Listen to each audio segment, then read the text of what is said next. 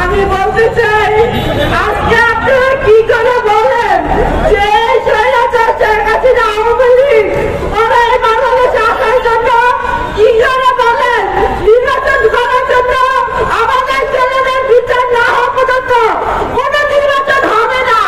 আপনারা কিভাবে বলেন আমার ছেলেদের রক্তের সাথে কিভাবে বেইমানি করেন? কোনো বেইমানি করা যাবে না আমাদের ছেলেদের সাথে।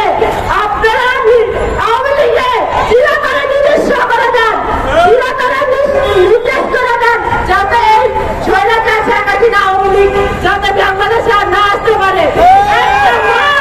কতটুকু সরকারের দিয়ে আমরা ঘুরতেছি, এখনো আমাদের ছেলেদের হত্যার বিচার পাই না, এখনো আমাদের ছেলেদের কোনো হত্যার বিচার হইতেছে না।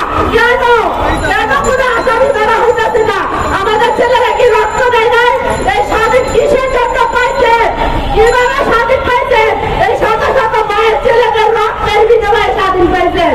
আজকে এই স্বাধীন দেশে কথা বলতে পারতেছেন।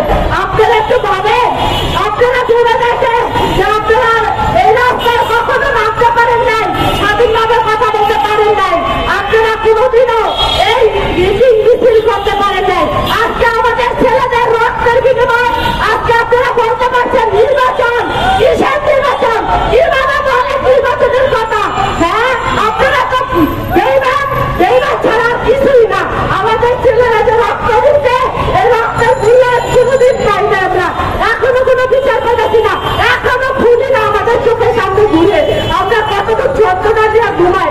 আপনারা বুঝেন আমার ছেলের প্রমাণটা বেরিয়ে দেওয়া হয়েছে কদিন আগে আওয়ামী লীগের লোকেরা কিভাবে এখনো ওরা সাহস পায় সে একটা শহীদের কবরে হাত দেওয়ার জন্য। কিভাবে ওরা সাহস পায় যে আমার ছেলে দেশের জন্য রক্ত দিচ্ছে, এই রক্তে এই শহীদের কবরে হাত দেওয়ার জন্য আওয়ামী লীগের শহীদাররা।